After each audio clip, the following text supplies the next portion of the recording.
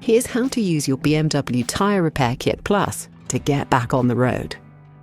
Punctures happen. Stop carefully. You'll find the kit in a model-specific storage space in the front or back of your BMW. It's designed to handle punctures up to 6 mm. Start by removing the valve cap. Make sure to connect the hose to the tyre valve first.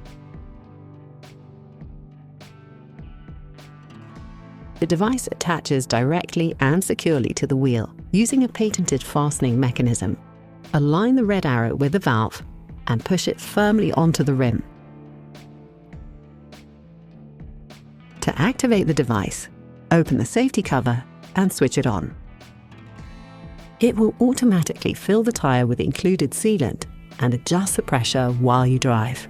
Before you drive off, make sure it's restored to at least 1 bar or 15 psi.